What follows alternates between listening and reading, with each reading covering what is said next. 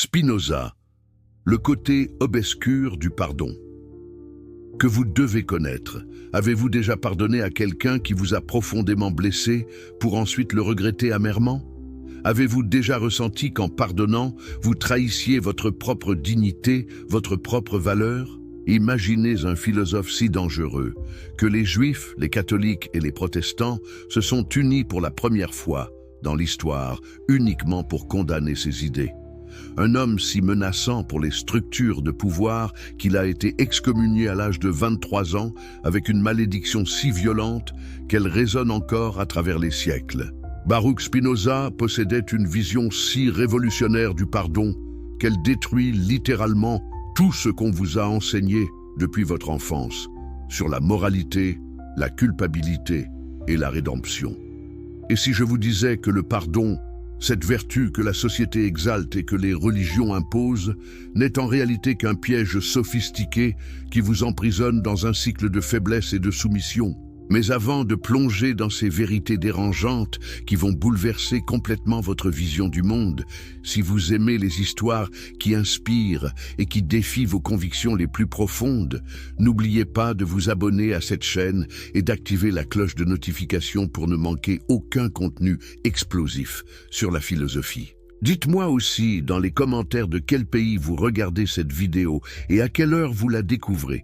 Cela m'aide énormément à comprendre notre communauté internationale. Et si vous regardez depuis votre téléphone portable, appuyez sur ce petit bouton « J'aime » maintenant. Cela aide vraiment à faire connaître ce contenu à davantage de personnes qui ont soif de vérité. Pourquoi tant de haine et de peur envers les idées d'un seul homme? Pourquoi les autorités religieuses de toute confession tremblaient-elles à la simple mention de son nom? Parce que Spinoza avait le courage terrible de dire des vérités qui démolissent les fondations mêmes du contrôle social basé sur la culpabilité et le pardon. Il a révélé que le pardon traditionnel n'est pas une libération spirituelle, mais une chaîne invisible plus puissante que n'importe quelle prison physique, une chaîne qui maintient les opprimés dans un état permanent de servitude émotionnelle. Le 27 juillet 1656, dans la synagogue portugaise d'Amsterdam, un jeune homme de 23 ans nommé Baruch de Spinoza fait face aux anciens de sa communauté. L'atmosphère est lourde, électrique. Les rabbins ont tenté pendant des mois de le convaincre d'abandonner ses idées hérétiques, lui offrant même une pension annuelle de 1000 florins s'il acceptait simplement de se taire et de faire semblant de respecter les dogmes. Mais Spinoza a refusé. Pourquoi? Parce qu'il avait découvert quelque chose de si fondamental, de si dangereux, qu'il ne pouvait pas vivre dans le mensonge. Le document d'excommunication prononcé ce jour-là utilise des termes d'une violence extraordinaire, parlant de hérésie abominable et d'actes monstrueux. Les malédictions s'accumulent. Qu'il soit maudit le jour, qu'il soit maudit la nuit, qu'il soit maudit pendant son sommeil et pendant qu'il veille, qu'il soit maudit à son entrée et à sa sortie. Le bannissement est définitif, sans possibilité de repentir ou de retour. Mais voici ce qui est absolument fascinant et terrifiant. Spinoza n'a pas demandé pardon. Il n'a pas exprimé de remords. Il n'a pas supplié pour être réintégré. Au contraire, il a quitté la communauté juive et a continué à développer exactement les mêmes idées qui l'avaient fait condamner. Pourquoi cette absence totale de repentir? Était-ce de l'arrogance, de l'orgueil démesuré? Non, c'était quelque chose de beaucoup plus profond et perturbant. Et Spinoza avait compris que le repentir lui-même était une forme de double faiblesse, que demander pardon pour avoir dit la vérité était une trahison de la raison elle-même. Il préférait la solitude absolue et la pauvreté à la compromission de ses principes philosophiques. Mais qu'avait-il donc découvert de si dangereux? Imaginez maintenant une situation différente, plus personnelle. Quelqu'un vous vole, vous trahit publiquement, détruit votre réputation avec des mensonges calculés. Cette personne ruine votre carrière, brise votre famille, vous laisse dans la misère financière et émotionnelle. La société immédiatement vous dit quoi faire. Tu dois pardonner. La vengeance appartient à Dieu. Tourne l'autre joue. Libère ton cœur de la haine. Le pardon te rendra libre. Les prêtres le prêchent. Les psychologues le recommandent. Vos amis bien intentionnés vous le conseillent. Mais Spinoza pose une question que personne n'ose formuler. Et si ce pardon ne vous libérait pas, mais vous enchaînait encore plus profondément? Et si pardonner était en réalité un acte de faiblesse déguisé en vertu? Pour comprendre la vision radicale et dérangeante de Spinoza sur le pardon, nous devons d'abord plonger dans ce qu'il appelait l'illusion fondamentale de toute morale traditionnelle, l'idée que les êtres humains possèdent un libre arbitre absolu et choisissent délibérément de faire le mal. Quand vous pardonnez quelqu'un dans le sens traditionnel, vous faites une affirmation implicite mais cruciale. Cette personne aurait pu agir différemment. Elle avait le choix, et elle a choisi consciemment de vous blesser. C'est précisément cette affirmation que Spinoza considérait comme une illusion totale. Et c'est sur cette illusion que tout l'édifice du pardon s'effondre. Spinoza argumentait avec une logique implacable que tout dans l'univers, absolument tout, se produit par nécessité causale. Chaque événement, chaque pensée, chaque action est le résultat d'une chaîne infinie de causes et d'effets qui remontent au début de l'éternité. Il n'y a pas d'exception, pas de miracle, pas de moment où la chaîne causale s'interrompt mystérieusement pour permettre à un être humain de choisir librement. Les êtres humains ne font pas exception aux lois de la nature. Nous faisons partie de la nature, nous sommes la nature, et nous suivons ces lois aussi inexorablement qu'une pierre qui tombe ou qu'une planète qui tourne. Pensez à la dernière décision importante que vous avez prise. Vous pensiez choisir librement, n'est-ce pas? Mais Spinoza vous demande d'où venait ce désir qui vous a poussé à choisir dans cette direction plutôt qu'une autre. Vous ne l'avez pas créé de nulle part. Ce désir était lui-même causé par vos expériences passées, votre éducation, votre génétique, les conversations que vous avez eues, les livres que vous avez lus, les émotions que vous ressentiez à ce moment précis. Et chacun de ces facteurs était lui-même causé par d'autres facteurs, dans une régression infinie.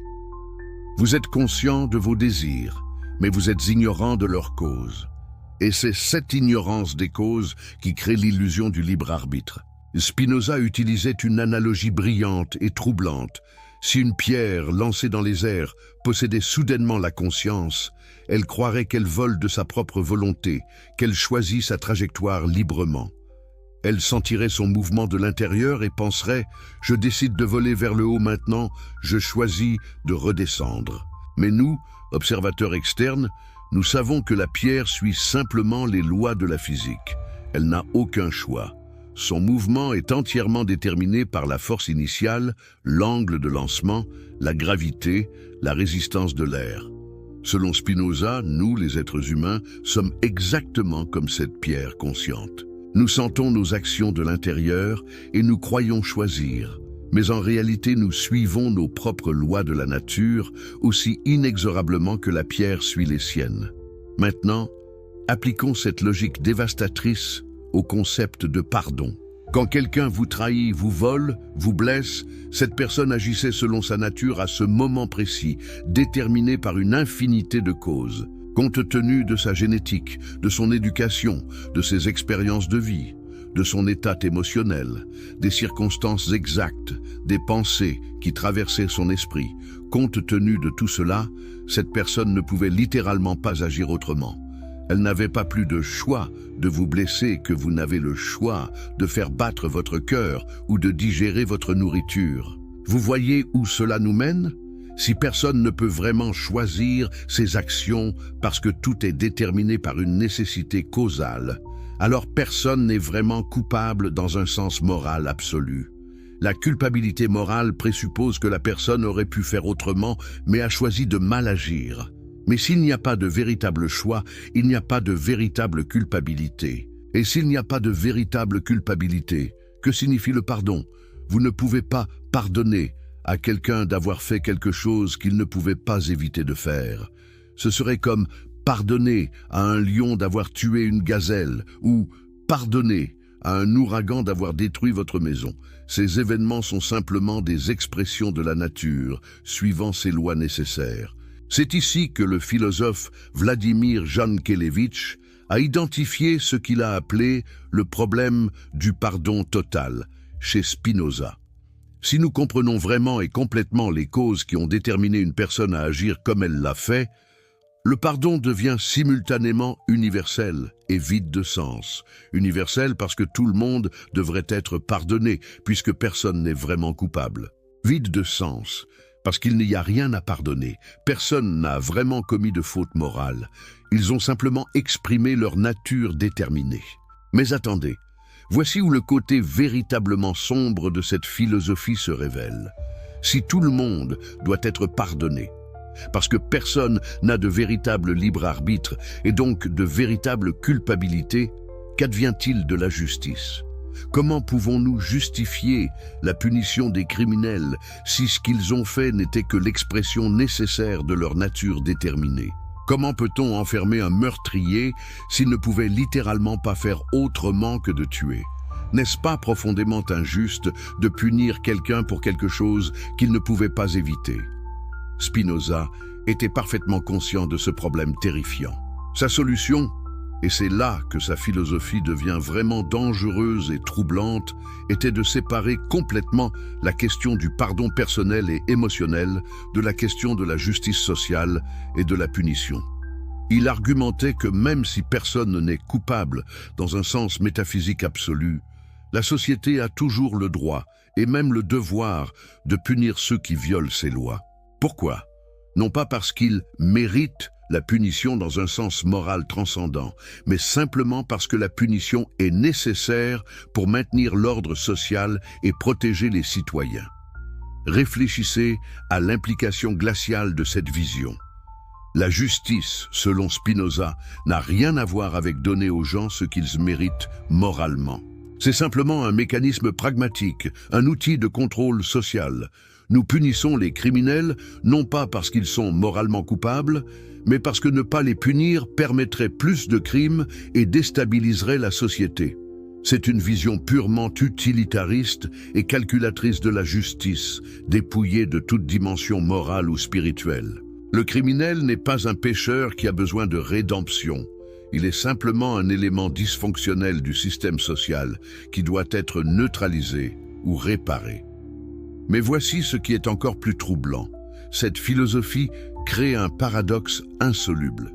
D'un côté, Spinoza nous dit que nous ne devons pas haïr ou blâmer les criminels parce qu'ils agissent selon leur nature déterminée. Nous devons les comprendre, reconnaître qu'ils ne pouvaient pas agir autrement. D'un autre côté, il nous dit que nous devons collaborer avec l'État pour garantir qu'ils soient punis selon la loi. Comment pouvons-nous réconcilier ces deux positions ?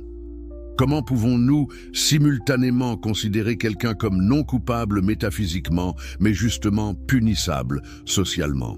La réponse de Spinoza révèle la froideur rationnelle au cœur de sa philosophie. Nous devons développer ce qu'il appelait une compréhension rationnelle, qui nous permet de voir les actions humaines comme nous voyons les phénomènes naturels sans passion, sans haine, sans jugement moral, mais simplement avec une clarté objective. Quand un chien enragé mord quelqu'un, nous ne le haïssons pas moralement, mais nous le mettons quand même hors d'état de nuire. De même, quand un humain commet un crime, nous ne devons pas le haïr ou le juger moralement, mais nous devons quand même le retirer de la société pour protéger les autres. Vous sentez le malaise que cette vision crée ? Elle transforme les êtres humains en machines biologiques, en automates complexes qui suivent leur programmation. Elle élimine la dignité spéciale que nous associons à l'agence morale humaine. Si un meurtrier et un saint suivent simplement leur nature déterminée, quelle est vraiment la différence morale entre eux ?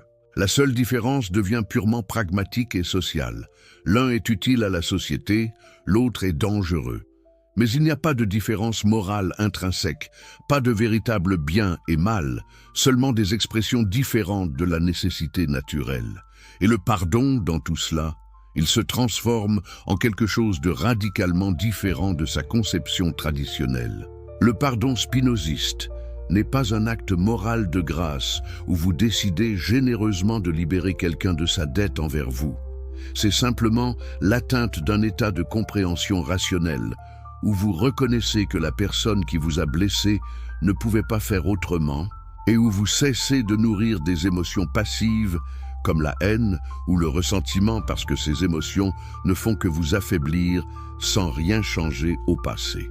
Mais, et c'est crucial, cette compréhension rationnelle ne signifie pas que vous devez laisser le criminel échapper à la justice. Au contraire, selon Spinoza, si vous êtes vraiment rationnel, vous collaborerez avec les autorités pour garantir que cette personne soit jugée et punie selon la loi, non pas par vengeance personnelle, mais pour le bien de la société. Vous pouvez pardonner émotionnellement tout en demandant la punition légale. Ces deux choses ne sont pas contradictoires dans le système de Spinoza. Elles opèrent à des niveaux différents. Pensez-vous que cette vision soit libératrice ou effrayante? D'un côté, elle semble nous libérer du fardeau écrasant de la haine et du ressentiment. Pourquoi haïr quelqu'un pour avoir suivi sa nature? Pourquoi vous empoisonner avec des émotions négatives pour des actes que la personne ne pouvait pas éviter? D'un autre côté, cette vision semble éliminer toute possibilité de véritable réconciliation morale. Si le pardon n'est qu'une reconnaissance froide de la nécessité causale, où est la dimension humaine, relationnelle, émotionnelle du pardon authentique? Où est la possibilité pour le criminel de véritablement se racheter, de démontrer qu'il a changé et mérite une seconde chance? Spinoza était en train de créer une philosophie qui, poussée à ses conclusions logiques extrêmes, détruit les fondements mêmes de notre système moral traditionnel. Plus de libre arbitre signifie plus de responsabilité morale authentique. Plus de responsabilité morale signifie plus de culpabilité réelle. Plus de culpabilité réelle signifie plus de pardon qui ait un sens. Tout s'effondre dans une vision mécaniste, où les êtres humains ne sont que des parties de la nature, suivant des lois nécessaires, où les concepts de bien et mal se dissolvent dans la simple reconnaissance de ce qui est utile ou nuisible pour la préservation de notre être. Et voici peut-être l'aspect le plus dérangeant. Cette philosophie peut être utilisée pour justifier absolument n'importe quoi. Un dictateur pourrait dire « Je suis ma nature, je ne peux pas faire autrement que de gouverner avec une main de fer ». Un violeur pourrait dire « Mes désirs étaient déterminés, je n'avais pas vraiment de choix ». Un corrompu pourrait dire « Les causes qui m'ont formé ont fait de moi ce que je suis, je ne suis pas vraiment coupable ». Si tout est nécessaire et déterminé, alors rien n'est vraiment condamnable moralement, tout est simplement l'expression inévitable de la nature. Spinoza essayait de répondre à cette objection en distinguant entre actions qui augmentent notre puissance d'agir et de penser versus actions qui la diminuent. Selon lui, les actions bonnes sont celles qui nous rendent plus forts, plus rationnels, plus capables de comprendre et d'agir efficacement dans le monde. Les actions mauvaises sont celles qui nous affaiblissent, nous rendent plus passifs, plus dominés par des émotions irrationnelles. Mais même cette distinction semble arbitraire une fois que vous acceptez le déterminisme total. Si je suis déterminé à faire des choses qui m'affaiblissent, comment puis-je être blâmé pour cela? Et si je ne peux pas être blâmé, quelle autorité morale a la société pour me punir? Nous voici donc face à un paradoxe insoluble au cœur de la philosophie du pardon de Spinoza. Il voulait nous libérer des illusions du libre arbitre et de la culpabilité morale. Mais en le faisant, il a créé un système où le pardon authentique devient impossible, où la justice perd sa dimension morale et devient simplement un mécanisme de contrôle social, et où les êtres humains perdent la dignité particulière qui vient du fait d'être des agents moraux responsables. Était-ce vraiment une libération ou était-ce un nouveau type d'emprisonnement dans une vision du monde froide et mécanique? Mais Spinoza n'en avait pas fini avec la destruction de nos concepts moraux traditionnels. Après avoir démoli l'idée du libre arbitre et donc du pardon traditionnel, il s'attaque maintenant à ce que la plupart des religions et des systèmes moraux considèrent comme la première étape vers la rédemption, le repentir lui-même. Et c'est ici que sa philosophie devient encore plus radicale et dérangeante. Avez-vous déjà porté le poids écrasant de la culpabilité pour quelque chose que vous avez fait, cette voix intérieure implacable qui vous condamne, qui vous fait revivre l'erreur encore et encore dans votre esprit, qui vous plonge dans des spirales interminables d'autoflagellation émotionnelle, les nuits blanches où vous rejouez la scène en vous demandant « Pourquoi ai-je fait ça ? Comment ai-je pu être si stupide, si cruel, si égoïste ?» Cette douleur qui semble ne jamais s'apaiser, ce sentiment que vous êtes fondamentalement défectueux, indigne, impardonnable. Pour la grande majorité des systèmes moraux et religieux à travers l'histoire humaine, ce sentiment de culpabilité et le repentir qui en découle sont considérés comme absolument essentiels à la croissance morale. Dans le christianisme, le repentir est la condition préalable du pardon divin et du salut éternel. Vous devez d'abord reconnaître votre péché, vous sentir profondément coupable, vous repentir sincèrement, et seulement alors Dieu peut vous pardonner et vous permettre d'entrer au paradis. Sans repentir, pas de rédemption. Le même principe existe dans le judaïsme, dans l'islam, dans le bouddhisme sous des formes légèrement différentes. Même les systèmes juridiques modernes considèrent le remords du criminel comme un facteur atténuant lors du jugement. Spinoza, dans une déclaration qui a choqué ses contemporains et continue de déranger les gens aujourd'hui, rejette complètement cette vision. Dans l'Éthique, proposition 54 de la partie 4, il écrit quelque chose d'absolument radical. Le repentir n'est pas une vertu, autrement dit, ne naît pas de la raison, mais celui qui se repent de ce qu'il a fait est 2 fois malheureux, autrement dit, impuissant. Arrêtez-vous un instant et laissez cette affirmation vous pénétrer.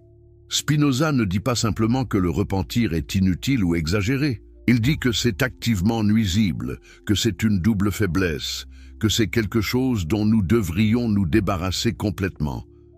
Pourquoi cette position si radicale et contre-intuitive?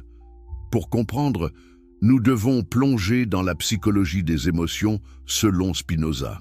Au cœur de son système philosophique se trouve le concept de conatus, l'effort de chaque chose pour persévérer dans son être, pour maintenir et augmenter sa puissance d'exister et d'agir. Pour Spinoza, c'est la loi fondamentale de toute existence. Tout ce qui existe cherche naturellement à continuer d'exister et à devenir plus puissant, plus capable, plus efficace dans son action. Basé sur ce principe du conatus, Spinoza divise toutes les émotions en 2 catégories fondamentales. Il y a les émotions actives, qui augmentent notre puissance d'agir et de penser. Ces émotions nous rendent plus forts, plus libres, plus capables de comprendre le monde et d'y agir efficacement. Les exemples incluent la joie rationnelle, l'amour intellectuel, la compréhension claire. Puis il y a les émotions passives, qui diminuent notre puissance d'agir et de penser. Ces émotions nous affaiblissent, nous rendent plus dépendants de forces externes, plus dominés par des causes que nous ne comprenons pas. Les exemples incluent la tristesse, la haine, la peur, l'envie et, crucialement, la culpabilité et le repentir. Quand vous vous repentez, que se passe-t-il exactement selon Spinoza? Premièrement, vous avez commis une action qui était elle-même l'expression d'une forme de faiblesse ou d'ignorance. Vous ne compreniez pas clairement quelles étaient les meilleures options, vous étiez dominé par des passions qui vous ont fait agir de manière contraire à votre bien véritable. C'est déjà une première forme d'impuissance. Mais maintenant, au lieu d'utiliser cette expérience pour apprendre et devenir plus fort, vous vous plongez dans le repentir. Et qu'est-ce que le repentir selon Spinoza? Il le définit précisément comme une tristesse qu'accompagne l'idée d'un acte que nous croyons avoir accompli par le libre décret de l'esprit. Décortiquons cette définition troublante. D'abord, le repentir est une forme de tristesse. C'est une émotion passive qui diminue votre puissance. Ensuite, cette tristesse est liée à une croyance illusoire, que vous avez agi par libre décret de l'esprit, c'est-à-dire que vous avez choisi librement de mal agir. Mais comme nous l'avons vu, Spinoza pense que le libre arbitre est une illusion. Donc le repentir est basé sur une compréhension fausse de la réalité. Voyez-vous la logique implacable? Le repentir est une deuxième erreur que vous commettez en plus de l'erreur originale.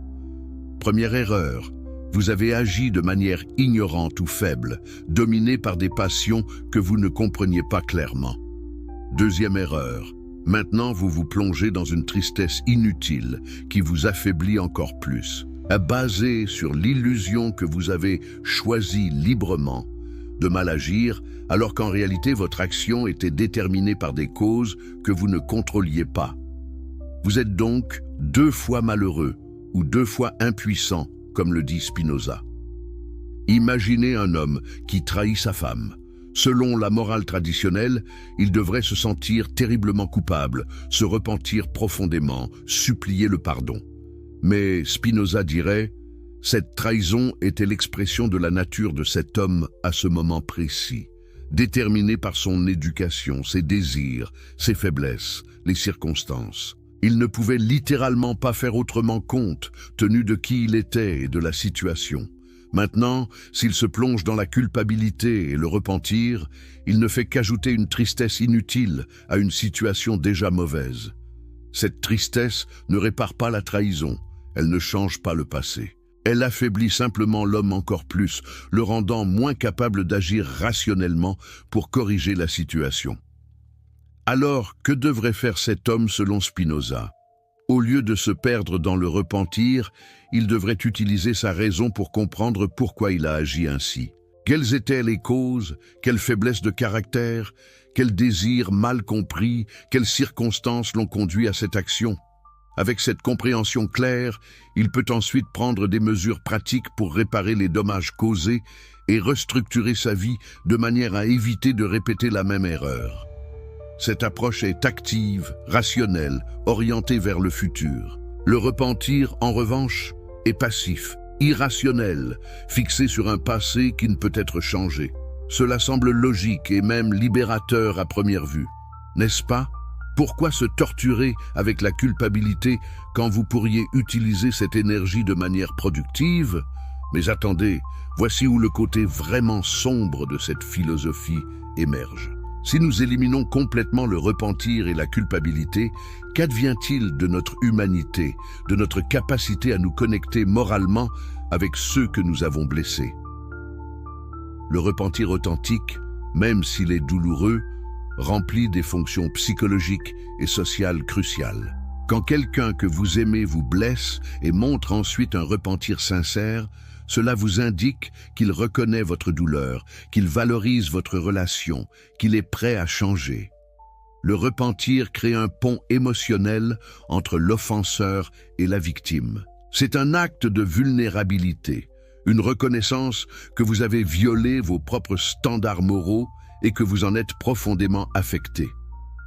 Cette vulnérabilité invite la réconciliation. Mais dans le système de Spinoza, ce pont émotionnel disparaît. L'offenseur, s'il est vraiment rationnel selon Spinoza, ne ressent pas de remords véritable. Il comprend simplement de manière détachée qu'il a agi selon sa nature déterminée, que c'était inévitable compte tenu des causes, et il prend maintenant des mesures pratiques pour corriger. Mais où est l'humanité dans cette réponse froide et calculatrice ? Comment la victime peut-elle sentir que l'offenseur reconnaît vraiment la gravité morale de ce qu'il a fait ? Imaginez que votre enfant vous dise « Papa, maman, j'ai volé de l'argent dans votre portefeuille ». Comme parent traditionnel, vous voudriez voir le remords dans ses yeux, entendre la culpabilité dans sa voix. Cela vous indiquerait qu'il comprend qu'il a fait quelque chose de mal et qu'il ne veut pas être le genre de personne qui vole. Mais imaginez que votre enfant, éduqué selon les principes de Spinoza, vous dise à la place « J'ai pris de l'argent dans votre portefeuille parce que j'étais déterminé par mes désirs et mes circonstances. Je ne me sens pas coupable parce que la culpabilité est une émotion irrationnelle. Mais j'ai analysé les causes et je vais maintenant restructurer mon comportement pour éviter de répéter cette action. » Seriez-vous rassuré ? Ou seriez-vous terrifié par cette froideur, cette absence totale de conscience morale normale ? Spinoza répondrait que cette conscience morale normale, basée sur la culpabilité, est précisément le problème, qu'elle maintient les êtres humains dans un état d'esclavage émotionnel. Mais son alternative semble créer des individus qui ressemblent plus à des machines calculatrices qu'à des êtres humains capables de connexion morale authentique. Et voici où cela devient véritablement dangereux. Cette philosophie peut être utilisée par des criminels pour justifier une absence totale de remords. Un meurtrier pourrait dire « Pourquoi devrais-je me repentir ? J'étais déterminé par ma nature et mes circonstances à tuer. Le repentir serait irrationnel et m'affaiblirait. Au lieu de cela, je vais simplement analyser froidement pourquoi j'ai tué et prendre des mesures pour ne pas être pris la prochaine fois. » Un escroc qui a ruiné des centaines de familles pourrait dire « Le remords serait une double faiblesse. J'agis selon ma nature. Je vais maintenant optimiser mes stratégies. » Un violeur pourrait dire « Mes désirs étaient déterminés. La culpabilité ne servirait à rien. » Vous voyez le problème terrifiant ? En éliminant le repentir comme vertu, Spinoza élimine également le mécanisme interne principal qui empêche les gens de commettre des atrocités répétées. Oui, il y a des mécanismes externes comme la loi et la punition. Mais qu'en est-il de cette voix intérieure, cette conscience morale qui vous fait vous sentir horrible quand vous avez blessé quelqu'un ? Spinoza veut nous libérer de cette voix, mais n'était-elle pas aussi ce qui nous gardait humains ? Et il y a encore un autre aspect sombre. La philosophie anti-repentir de Spinoza peut être utilisée pour culpabiliser les victimes de trauma. Imaginez quelqu'un qui a été abusé sexuellement dans son enfance et qui porte maintenant un poids écrasant de honte et de culpabilité mal placée. Un phénomène psychologique très commun chez les victimes d'abus. Un thérapeute spinoziste pourrait dire « Votre culpabilité est irrationnelle et vous affaiblit.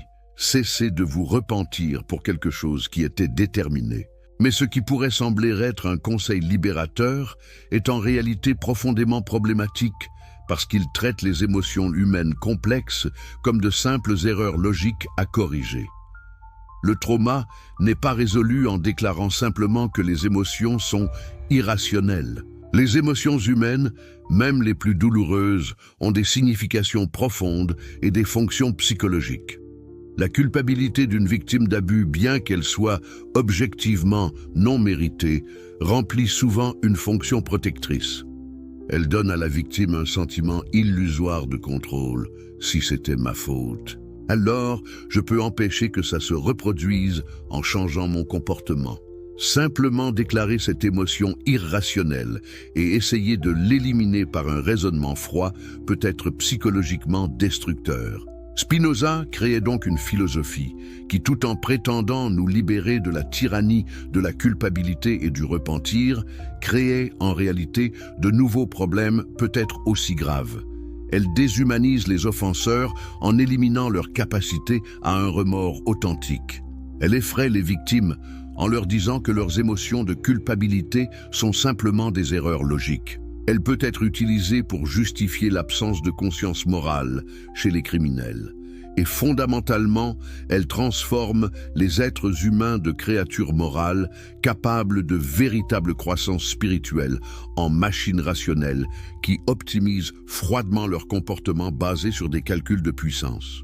Mais peut-être que la critique la plus profonde du rejet du repentir par Spinoza vient de ce qu'il élimine, la possibilité de la transformation authentique.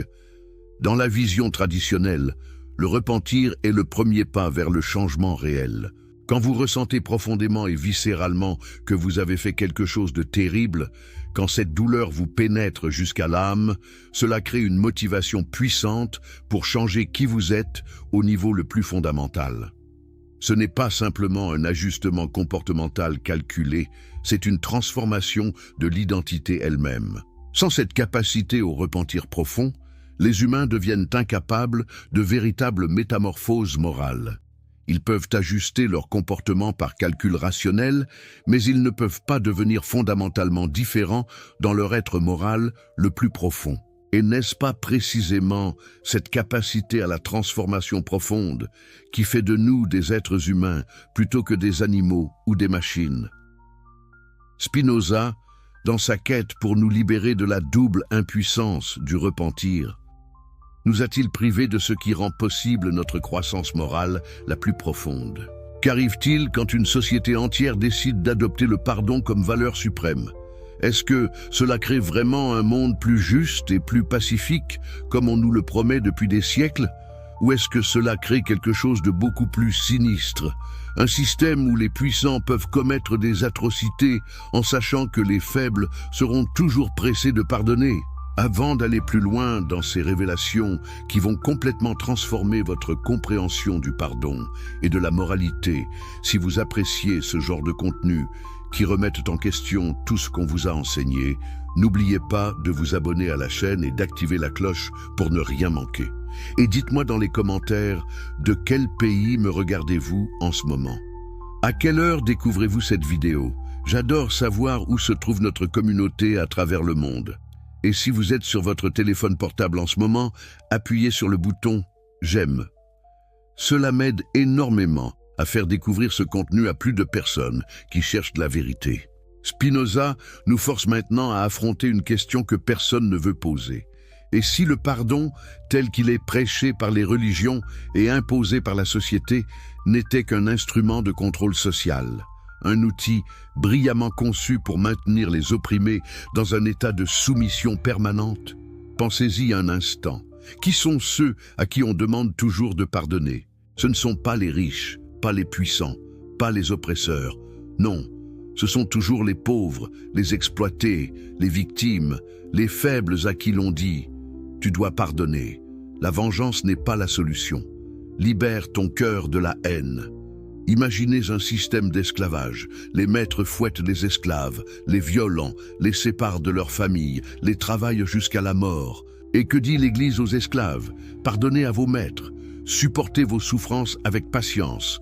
Votre récompense sera au ciel. Jésus a dit de tendre l'autre joue. Voyez-vous comment le pardon devient ici un mécanisme de contrôle social brillant? Il neutralise la colère légitime des opprimés, il empêche toute résistance organisée, il maintient le système d'exploitation en place. Les maîtres peuvent continuer à exploiter, en sachant que leurs victimes ont intériorisé l'idée que se rebeller ou même rester en colère est un péché moral. Ou prenez un exemple plus moderne et personnel. Une femme est piégée dans un mariage avec un homme qui la bat régulièrement. Elle va voir son prêtre, son pasteur, son imam, et que lui dit-on presque invariablement? Le mariage est sacré, tu dois pardonner ton mari, prie pour lui. Peut-être que ta soumission et ton pardon le changeront. La famille doit rester unie. Encore une fois, qui bénéficie de ce conseil de pardon? L'agresseur. Qui souffre? La victime, maintenant piégée non seulement par la violence physique, mais aussi par la conviction morale qu'elle a le devoir de pardonner et de rester. Spinoza, avec sa logique implacable, révèle cette dynamique sombre. Il observe que dans toute l'histoire du christianisme, le pardon a été prêché principalement aux faibles et aux opprimés. Les puissants ne sont jamais vraiment tenus de demander pardon ou de changer leur comportement. Ce sont les victimes qui doivent constamment pardonner, encore et encore, sans limite. Jésus lui-même l'a dit. Pierre demande « Combien de fois dois-je pardonner à mon frère quand il pêche contre moi? Jusqu'à 7 fois. » Et Jésus répond « Je ne te dis pas jusqu'à 7 fois, mais jusqu'à 70 fois 7 fois. » En d'autres termes, il n'y a pas de limite. Tu dois pardonner infiniment. Mais attendez, ne voyez-vous pas le problème terrifiant avec cette doctrine? Si les victimes doivent pardonner infiniment, qu'est-ce qui empêche les agresseurs de continuer leurs abus infiniment?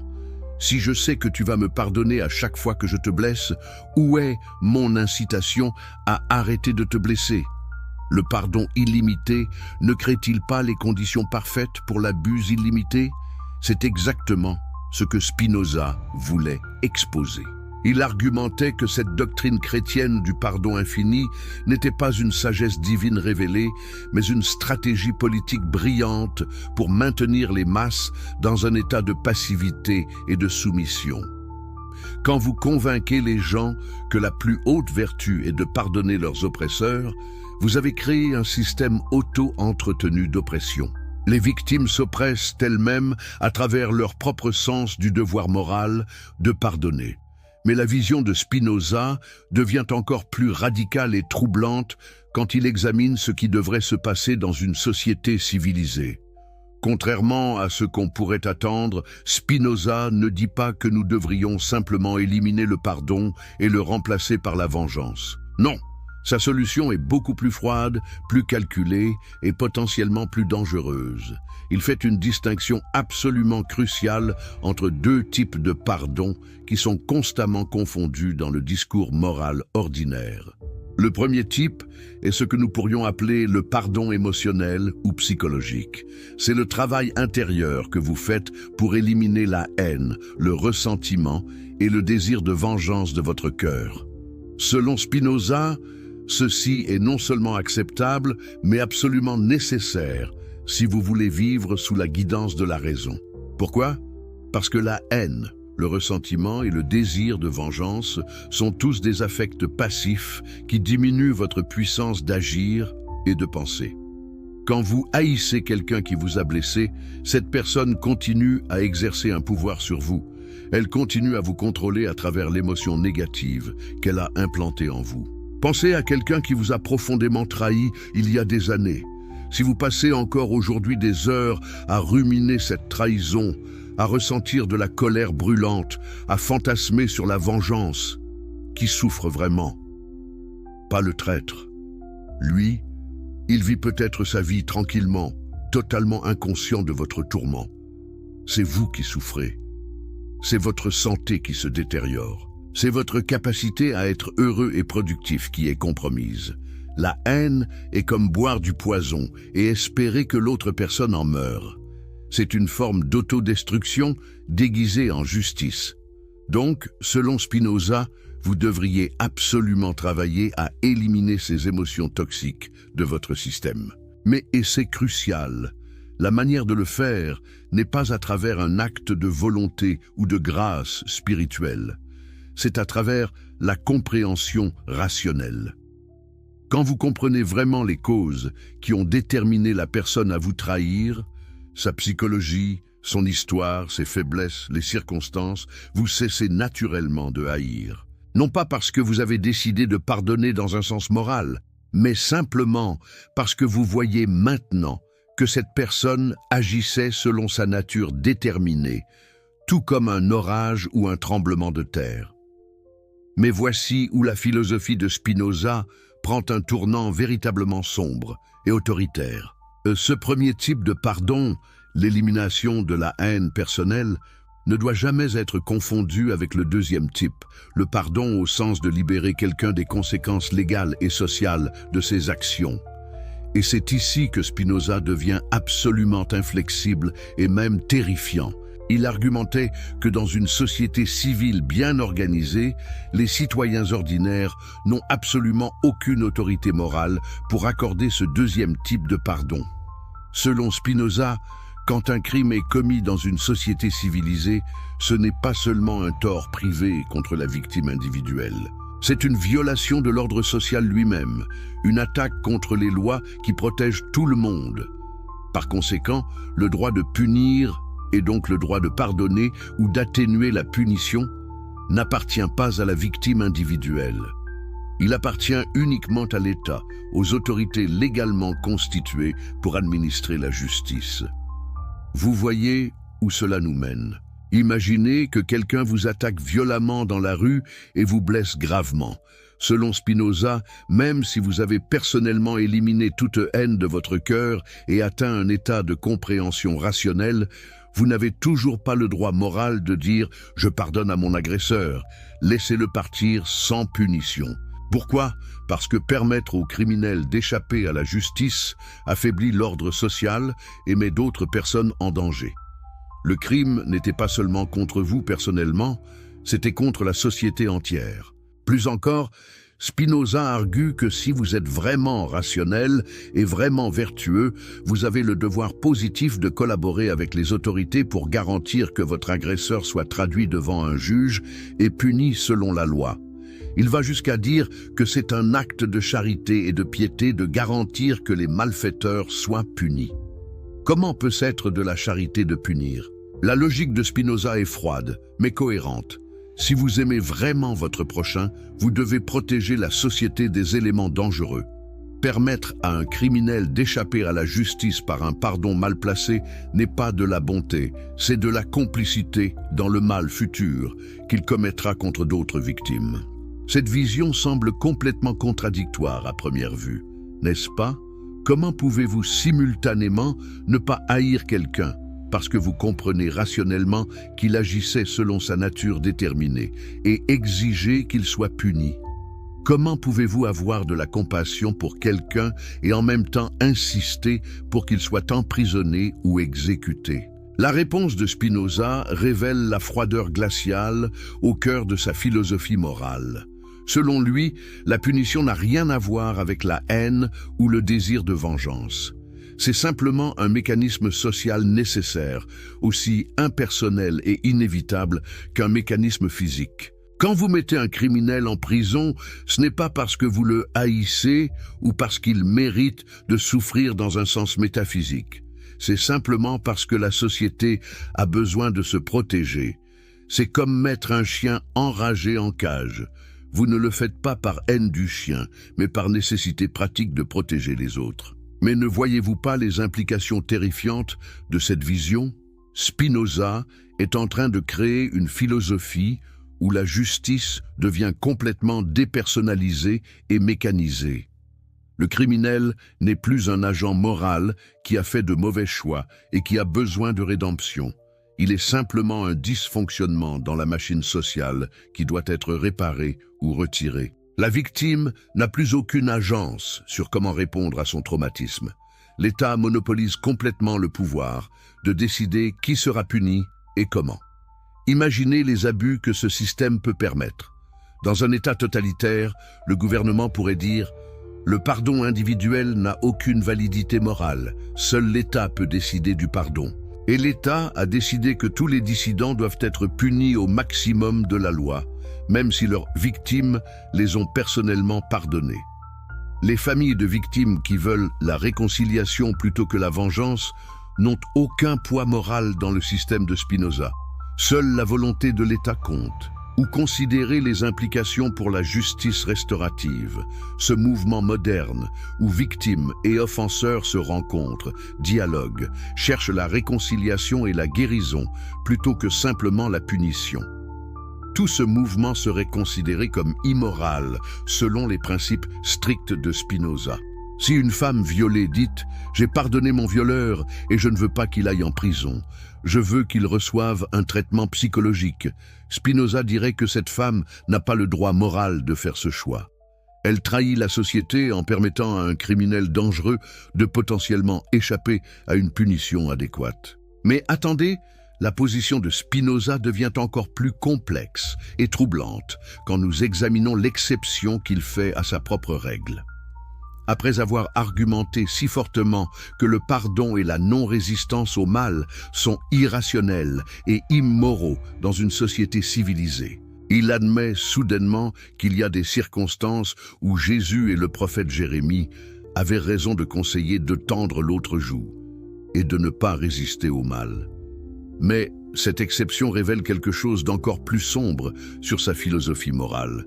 Quand est-ce que le pardon et la non-résistance deviennent rationnels, selon Spinoza? Uniquement dans des circonstances très spécifiques, quand la structure civile s'est complètement effondrée et que vous êtes exposé à une oppression brutale sans aucun pouvoir souverain pour vous protéger ou administrer la justice. En d'autres termes, vous ne devriez tendre l'autre joue que quand vous êtes absolument impuissant, quand toute résistance serait un suicide sans espoir d'améliorer votre situation. Pensez au contexte historique que Spinoza cite. Jésus prêchait à des Juifs sous occupation romaine brutale. Si un soldat romain vous gifle dans la rue, que devriez-vous faire? Si vous ripostez, vous serez immédiatement tué et probablement votre famille entière sera aussi massacrée en représailles. Il n'y a aucun système de justice auquel vous pouvez faire appel. Les Romains sont la loi et ils peuvent faire ce qu'ils veulent au sujet conquis. Dans cette situation de totale impuissance, la résistance individuelle est effectivement irrationnelle. Elle ne ferait que garantir votre destruction sans rien accomplir. Ou considérez le prophète Jérémie conseillant aux Juifs exilés à Babylone de se soumettre plutôt que de se rebeller. Pourquoi ce conseil? Parce que toute rébellion serait écrasée avec une violence extrême. L'empire babylonien était trop puissant. La résistance signifierait l'anéantissement total. Donc pour survivre, pour préserver même un fragment de leur communauté et de leur culture, ils devaient accepter leur situation et collaborer avec leurs oppresseurs. Voyez-vous la logique froide et calculatrice derrière cela? Spinoza ne dit pas de pardonner et de ne pas résister parce que c'est moralement beau ou spirituellement élevé. Il ne dit pas de le faire parce que cela libérera votre âme ou transformera vos ennemis. Il dit de le faire uniquement quand vous êtes tellement écrasé, tellement impuissant, que toute autre réponse serait un suicide inutile qui n'améliorerait rien. Le pardon devient ici une pure stratégie de survie, dépouillée de toute dimension morale ou spirituelle.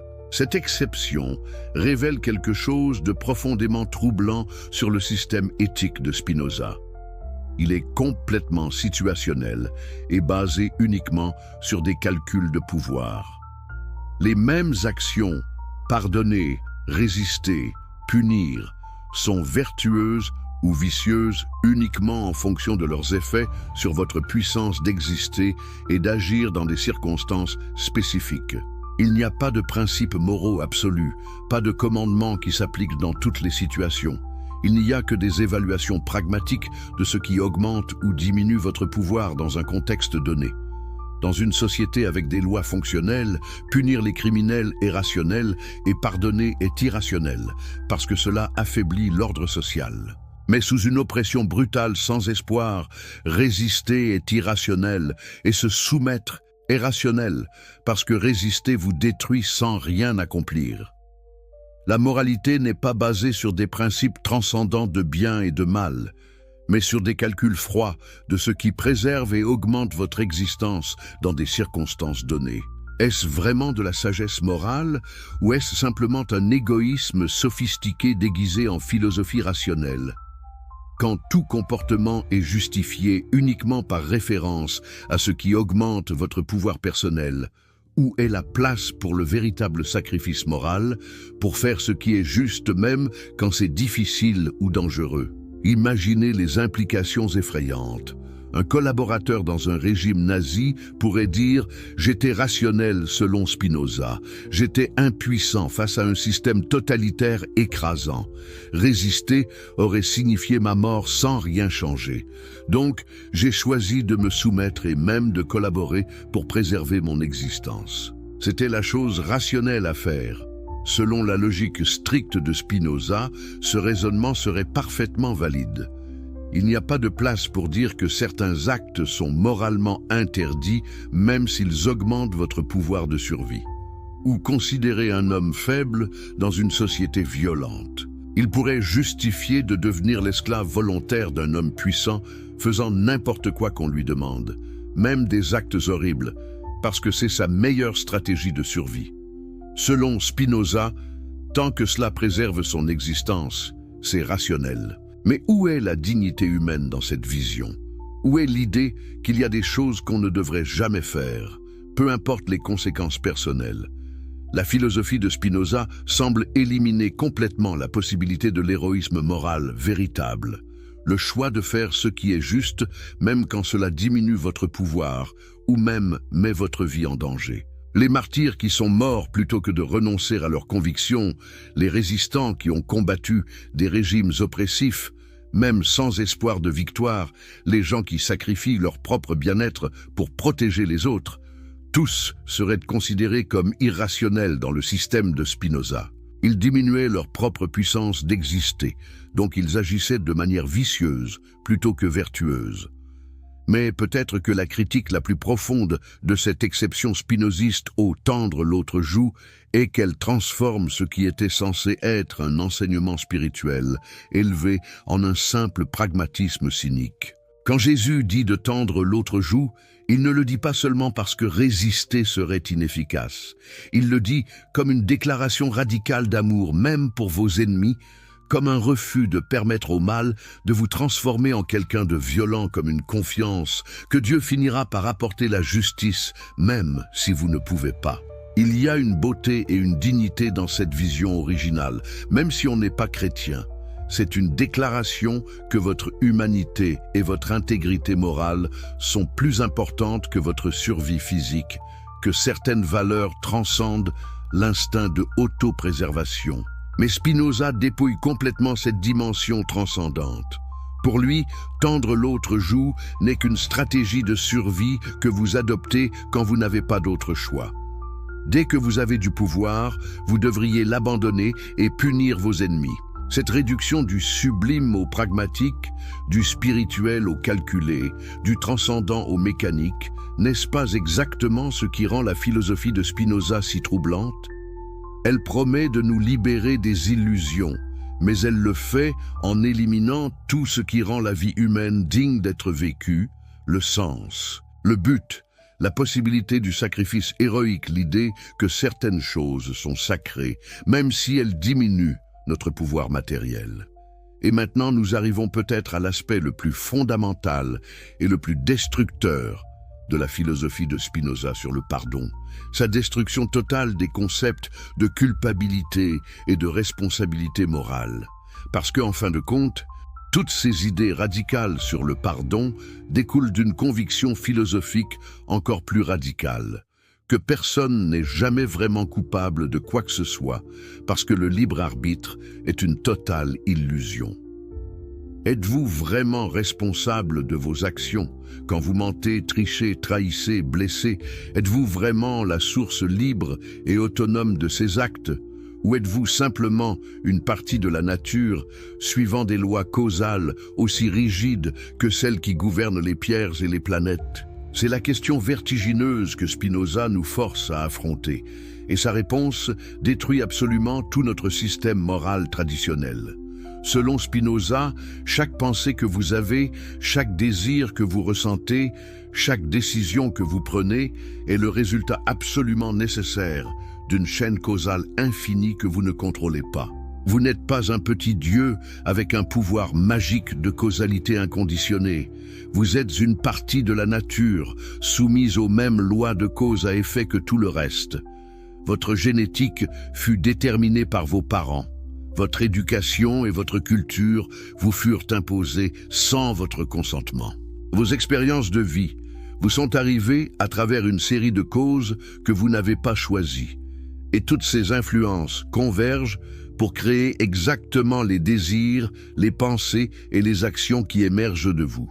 Spinoza utilisait cette analogie dévastatrice. Une pierre lancée dans les airs, si elle avait soudainement conscience d'elle-même, mais pas de la force qui l'a propulsée, croirait qu'elle vole de sa propre volonté. Elle penserait « Je choisis de monter maintenant, je décide de tourner à gauche, je suis libre ». Mais nous, en tant qu'observateurs externes, nous savons avec certitude que la pierre n'a aucun choix. Sa trajectoire est complètement déterminée par la force initiale, l'angle, la gravité, la résistance de l'air. Sa conscience d'elle-même ne lui donne pas plus de liberté. Elle ne fait que créer l'illusion de la liberté. Nous, les êtres humains, sommes exactement comme cette pierre consciente selon Spinoza. Nous avons conscience de nos désirs et de nos actions de l'intérieur, mais nous sommes ignorants de toute la chaîne causale complexe qui les a produits. Cette combinaison conscience de nos actes plus ignorance de leur cause crée l'illusion puissante que nous sommes libres, que nous choisissons, que nous sommes les auteurs autonomes de notre comportement. Mais c'est une illusion. En réalité, chaque choix que nous faisons était inévitable compte tenu de qui nous sommes et des circonstances. Arrêtez-vous et réfléchissez vraiment à cela. Pourquoi avez-vous mangé ce que vous avez mangé ce matin? Vous pensez que vous avez choisi librement, mais analysez plus profondément. Ce désir pour cet aliment particulier, d'où venait-il? De vos habitudes formées dans l'enfance, de vos associations émotionnelles avec certains aliments, de votre état physiologique actuel, des aliments qui étaient disponibles, de ce que vous avez vu dans une publicité récemment. Chacun de ces facteurs était lui-même le résultat d'autres causes. Remontez assez loin et vous verrez que votre choix de petit déjeuner était en fait l'aboutissement inévitable d'une chaîne causale qui commence à votre naissance, ou même avant, dans la génétique que vous avez héritée de vos ancêtres. Si cela est vrai pour quelque chose d'aussi trivial que le choix du petit déjeuner, c'est encore plus vrai pour des décisions et des actions importantes. Pourquoi quelqu'un devient-il un meurtrier ? Analysez son cas et vous trouverez une enfance traumatisante avec abus physiques et négligence émotionnelle, une génétique qui le prédispose à l'impulsivité et à la faible empathie, une culture de violence dans son environnement, l'absence d'éducation et d'opportunités économiques, peut-être des lésions cérébrales ou des déséquilibres chimiques. Aucun de ces facteurs n'a été choisi par le meurtrier. Ils lui sont arrivés, ils l'ont formé. Et compte tenu de tous ces facteurs, son acte de meurtre était-il vraiment évitable? Aurait-il pu vraiment choisir d'agir différemment?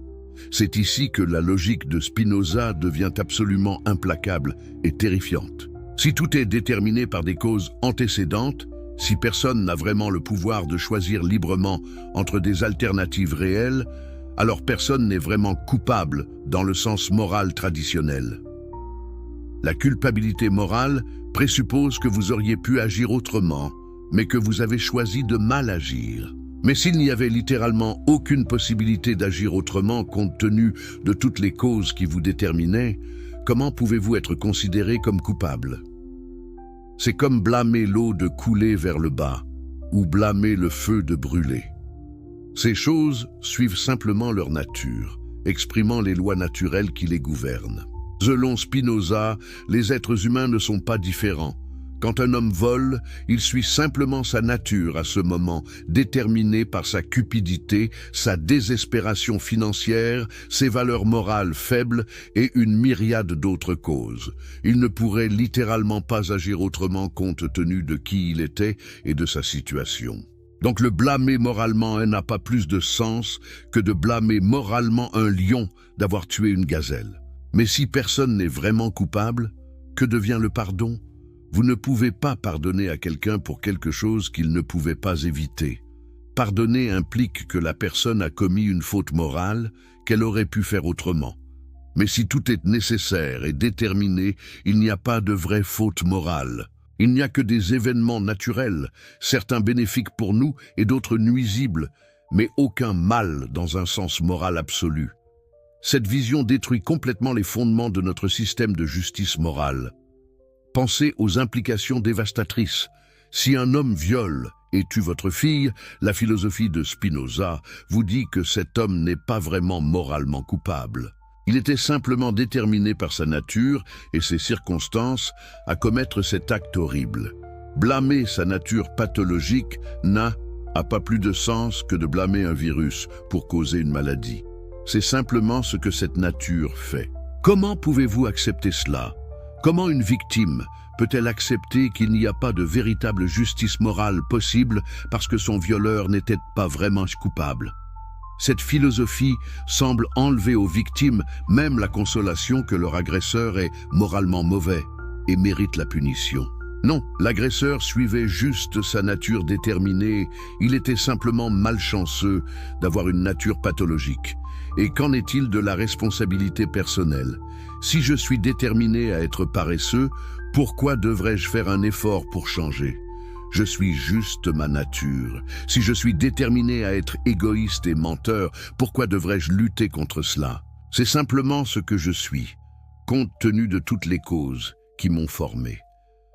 La philosophie de Spinoza semble créer une justification parfaite pour l'irresponsabilité totale. Je ne pouvais pas faire autrement devient une excuse universelle pour n'importe quel comportement. Spinoza était conscient de cette objection et essayait d'y répondre. Mais sa réponse révèle les limites et les contradictions de son système. Il argumentait que même si tout est déterminé, il y a toujours une différence cruciale entre actions qui sont déterminées par la compréhension rationnelle versus actions qui sont déterminées par des passions confuses. L'homme libre, selon Spinoza, est celui dont les actions découlent de la compréhension claire de la réalité plutôt que de l'ignorance et des émotions passives. Mais attendez, si tout est déterminé, comment pouvez-vous distinguer moralement entre ces deux types de détermination? Si la personne rationnelle est déterminée par sa nature à être rationnelle, et la personne irrationnelle est déterminée par sa nature à être irrationnelle, comment l'une peut-elle être considérée comme moralement supérieure à l'autre? Elles suivent toutes deux simplement leur nature nécessaire. La personne rationnelle n'a pas plus choisi d'être rationnelle que la personne irrationnelle n'a choisi d'être irrationnelle. C'est comme dire qu'un aigle est moralement supérieur à un serpent, parce qu'il vole dans les cieux plutôt que de ramper sur le sol. Mais l'aigle ne choisit pas de voler, c'est sa nature. Le serpent ne choisit pas de ramper, c'est sa nature. Selon la propre logique déterministe de Spinoza, il ne devrait y avoir aucune différence morale entre eux. Il n'y a que des expressions différentes de la nature nécessaire. Et pourtant, Spinoza continue à faire des jugements moraux, continue à dire que certaines actions sont meilleures que d'autres, que nous devrions vivre selon la raison plutôt que selon les passions. Mais ce « devrait » n'a pas de sens dans un univers strictement déterministe. Si vous êtes déterminé à vivre selon vos passions, vous ne pouvez littéralement pas faire autrement. Dire que vous devriez vivre selon la raison est aussi absurde que de dire qu'une pierre devrait voler plutôt que de tomber. Voici où nous arrivons à la contradiction fondamentale au cœur de la philosophie morale de Spinoza. Il veut maintenir un système éthique avec des notions de bien et de mal, de meilleur et de pire, tout en niant simultanément le libre arbitre qui rend ces distinctions moralement significatives. Il veut nous dire comment nous devrions vivre tout en insistant que nous ne pouvons pas choisir de vivre autrement que comment nous sommes déterminés à vivre. C'est philosophiquement incohérent. Mais peut-être que la critique la plus profonde et la plus dévastatrice du déterminisme de Spinoza est qu'il détruit la dignité humaine elle-même. Qu'est-ce qui rend les êtres humains spéciaux, différents des animaux et des machines? Traditionnellement, c'est notre capacité à choisir librement, à transcender notre conditionnement, à nous élever au-dessus de nos instincts et de nos circonstances à travers un acte de volonté morale. C'est notre statut en tant qu'agents moraux responsables qui nous donne une dignité unique. Mais Spinoza élimine tout cela. Nous ne sommes pas des agents moraux libres. Nous sommes des automates biologiques complexes, des machines sophistiquées qui suivent notre programmation aussi inévitablement qu'un ordinateur exécute son code. Nos décisions sont des illusions.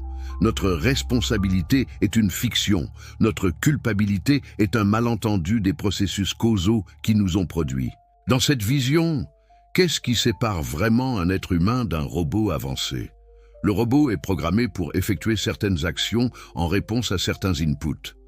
L'humain est programmé par sa génétique et son environnement pour effectuer certaines actions en réponse à certains inputs. La seule différence est que le robot ne se trompe pas en pensant qu'il est libre, tandis que l'humain souffre de cette illusion jusqu'à ce qu'il soit éduqué par la philosophie spinoziste. Et qu'advient-il de l'amour, de l'amitié, de toutes les relations humaines significatives une fois que vous acceptez cette vision? Si je crois que vous n'êtes qu'un automate déterminé, que j'interagis avec vous exactement comme j'interagirais avec un programme informatique très sophistiqué, comment puis-je vraiment vous aimer en tant que personne? L'amour présuppose que l'autre est un sujet libre, capable d'un retour d'affection authentique qui n'est pas simplement une réponse programmée. Spinoza répond que nous pouvons encore aimer et apprécier les autres, même en comprenant qu'ils sont déterminés. Mais cet amour déterministe semble être quelque chose de fondamentalement différent de ce que nous entendons normalement par amour. C'est plus comme l'appréciation qu'on pourrait avoir pour une belle machine ou un programme bien écrit, une admiration esthétique pour la façon dont ils expriment leur nature déterminée. Mais où est la dimension de connexion entre deux sujets libres, deux centres de conscience capables de véritable réciprocité? Et cela nous ramène au pardon d'une manière qui boucle complètement la boucle de la critique spinoziste. Si personne n'est vraiment coupable, parce que tout le monde est déterminé, alors le pardon dans son sens traditionnel devient impossible. Vous ne pouvez pas vraiment pardonner parce qu'il n'y a rien à pardonner, pas de véritable transgression morale, juste l'expression nécessaire de nature déterminée. Mais en même temps, cette réalisation détruit également toute possibilité de réconciliation authentique et de guérison relationnelle. Dans la vision traditionnelle, quand quelqu'un vous blesse puis se repent sincèrement et demande pardon et que vous accordez ce pardon, quelque chose de profondément significatif s'est produit. Le transgresseur a reconnu sa faute morale, a ressenti un remords authentique, a démontré un changement de cœur. Vous, la victime, avez choisi généreusement de libérer la dette morale, de donner une seconde chance. Vous vous êtes tous deux reconnectés en tant qu'agents moraux capables de véritable transformation. Mais dans le monde déterministe de Spinoza, tout cela est une illusion. Il n'y avait pas de véritable faute morale, juste une action déterminée. Il n'y a pas de véritable remords, juste une tristesse causée par la fausse croyance au libre arbitre. Il n'y a pas de véritable pardon, juste une reconnaissance rationnelle que tout était nécessaire. Il n'y a pas de véritable transformation, juste un changement dans le cours déterminé de la nature. La dimension morale, relationnelle et spirituelle de tout le processus s'évapore, laissant seulement un mécanisme causal sec et sans signification. C'est peut-être la tragédie ultime de la philosophie de Spinoza sur le pardon et la responsabilité. Dans sa quête pour nous libérer des illusions du libre arbitre et de la culpabilité, elle nous prive de ce qui rend la vie humaine significative. Elle transforme le drame moral de l'existence humaine, avec ses choix déchirants, ses fautes tragiques, ses rédemptions héroïques, en un simple déploiement mécanique de forces naturelles. Nous gagnons peut-être une forme de liberté par la compréhension rationnelle, mais nous perdons notre humanité dans le processus. Était-ce vraiment un bon échange? Êtes-vous vraiment responsable de vos actions? Quand vous mentez, trichez, trahissez, blessez, êtes-vous vraiment la source libre et autonome de ces actes? Ou êtes-vous simplement une partie de la nature, suivant des lois causales aussi rigides que celles qui gouvernent les pierres et les planètes? C'est la question vertigineuse que Spinoza nous force à affronter, et sa réponse détruit absolument tout notre système moral traditionnel. Selon Spinoza, chaque pensée que vous avez, chaque désir que vous ressentez, chaque décision que vous prenez est le résultat absolument nécessaire d'une chaîne causale infinie que vous ne contrôlez pas. Vous n'êtes pas un petit dieu avec un pouvoir magique de causalité inconditionnée. Vous êtes une partie de la nature, soumise aux mêmes lois de cause à effet que tout le reste. Votre génétique fut déterminée par vos parents. Votre éducation et votre culture vous furent imposées sans votre consentement. Vos expériences de vie vous sont arrivées à travers une série de causes que vous n'avez pas choisies. Et toutes ces influences convergent pour créer exactement les désirs, les pensées et les actions qui émergent de vous. Spinoza utilisait cette analogie dévastatrice. Une pierre lancée dans les airs, si elle avait soudainement conscience d'elle-même, mais pas de la force qui l'a propulsée, croirait qu'elle vole de sa propre volonté. Elle penserait « Je choisis de monter maintenant, je décide de tourner à gauche, je suis libre ». Mais nous, en tant qu'observateurs externes, nous savons avec certitude que la pierre n'a aucun choix. Sa trajectoire est complètement déterminée par la force initiale, l'angle, la gravité, la résistance de l'air. Sa conscience d'elle-même ne lui donne pas plus de liberté. Elle ne fait que créer l'illusion de la liberté. Nous, les êtres humains, sommes exactement comme cette pierre consciente selon Spinoza.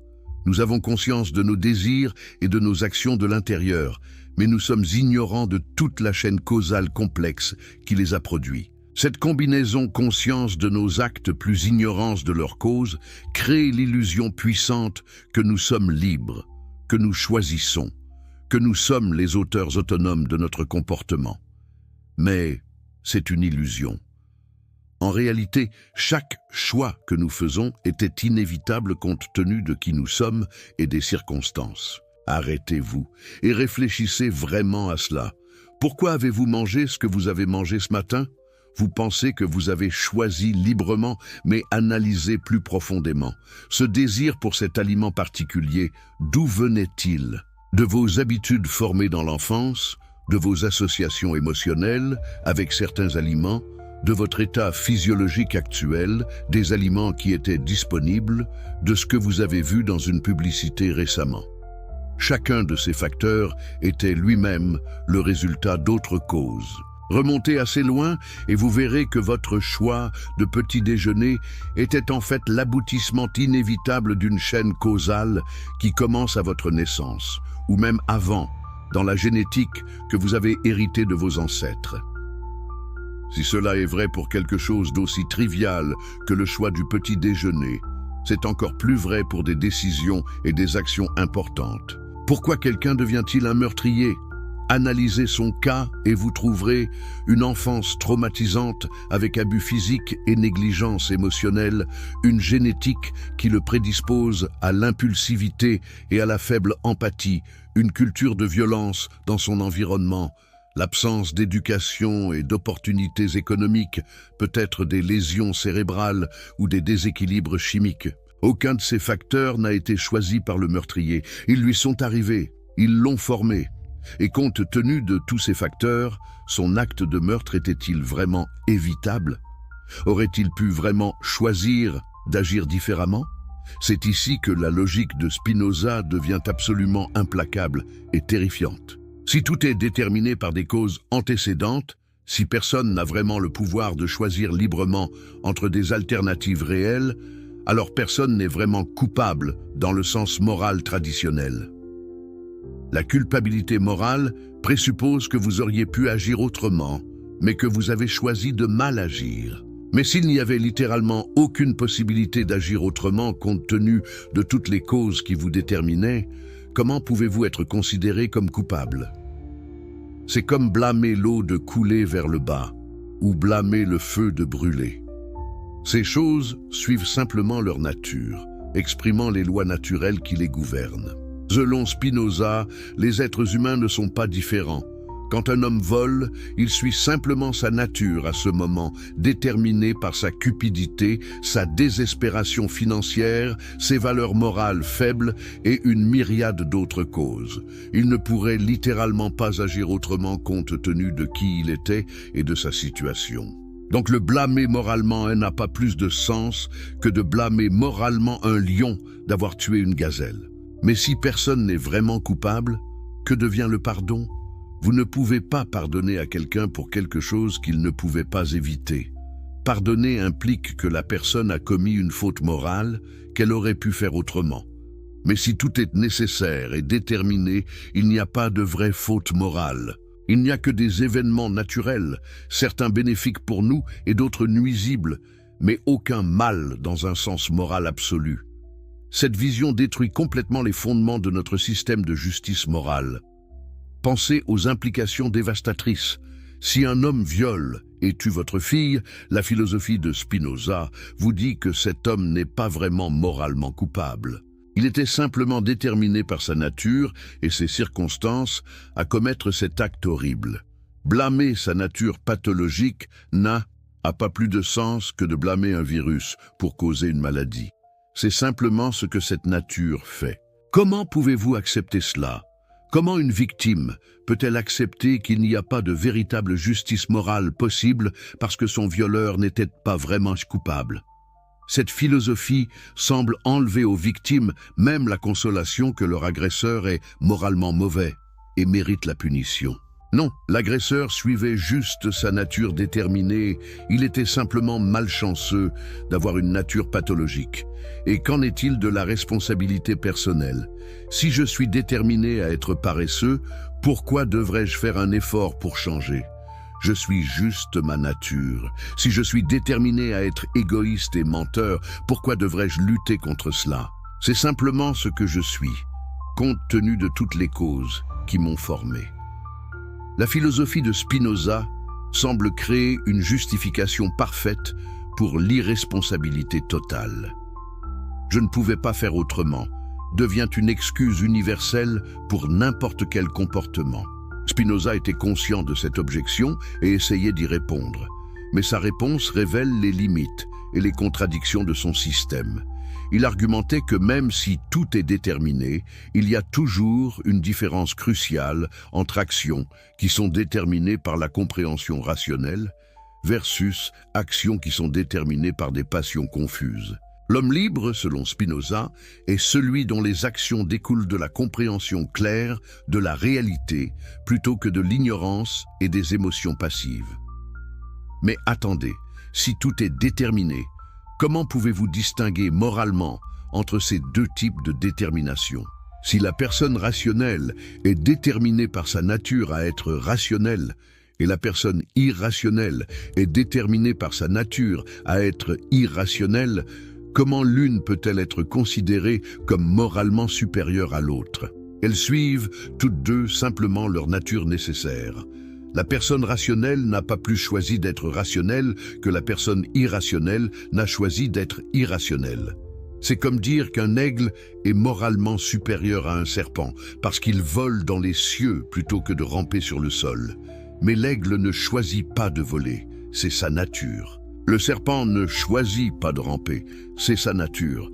Selon la propre logique déterministe de Spinoza, il ne devrait y avoir aucune différence morale entre eux. Il n'y a que des expressions différentes de la nature nécessaire.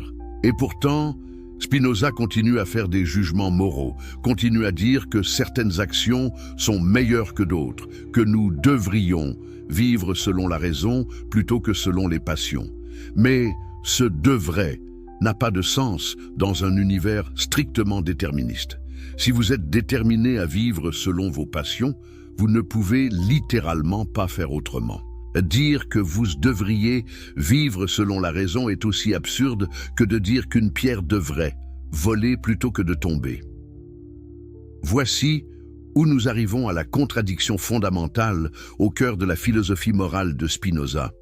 Il veut maintenir un système éthique avec des notions de bien et de mal, de meilleur et de pire, tout en niant simultanément le libre arbitre qui rend ces distinctions moralement significatives.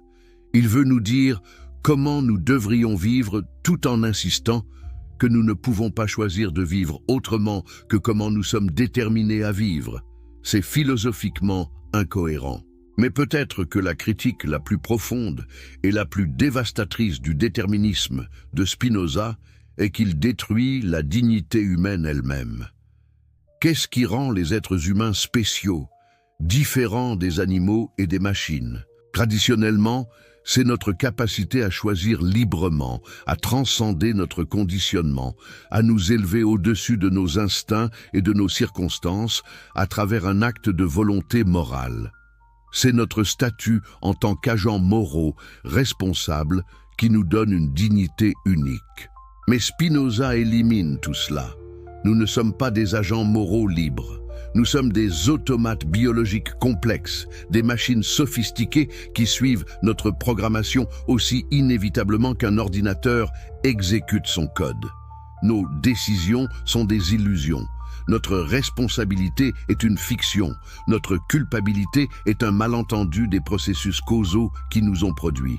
Dans cette vision, qu'est-ce qui sépare vraiment un être humain d'un robot avancé? Le robot est programmé pour effectuer certaines actions en réponse à certains inputs.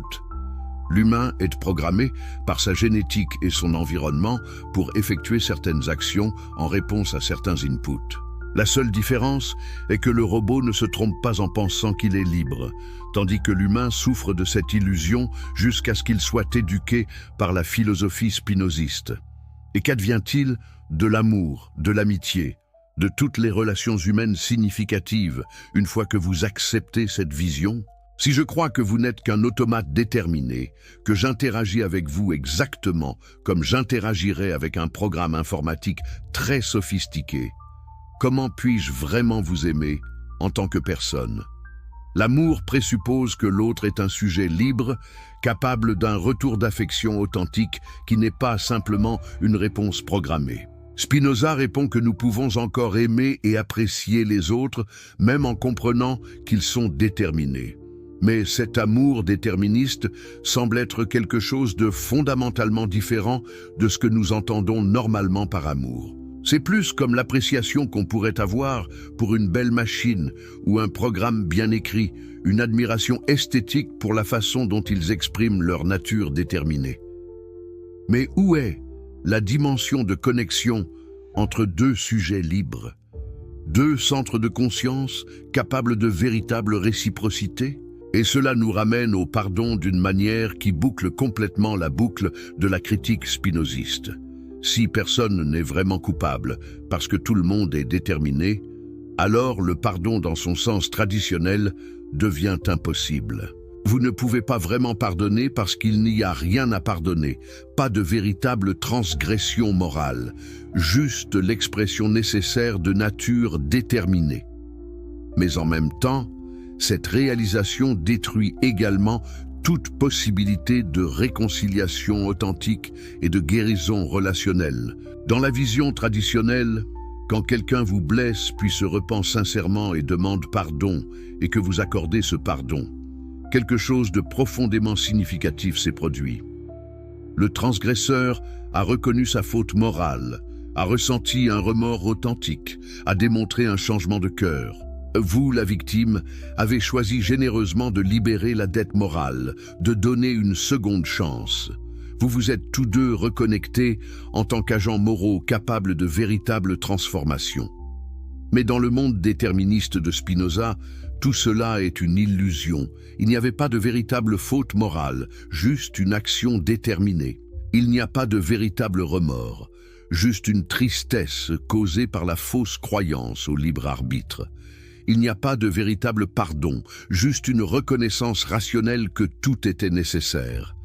Il n'y a pas de véritable transformation, juste un changement dans le cours déterminé de la nature. La dimension morale, relationnelle et spirituelle de tout le processus s'évapore, laissant seulement un mécanisme causal sec et sans signification. C'est peut-être la tragédie ultime de la philosophie de Spinoza sur le pardon et la responsabilité. Dans sa quête pour nous libérer des illusions du libre arbitre et de la culpabilité, elle nous prive de ce qui rend la vie humaine significative. Elle transforme le drame moral de l'existence humaine, avec ses choix déchirants, ses fautes tragiques, ses rédemptions héroïques, en un simple déploiement mécanique de forces naturelles. Nous gagnons peut-être une forme de liberté par la compréhension rationnelle, mais nous perdons notre humanité dans le processus. Était-ce vraiment un bon échange ?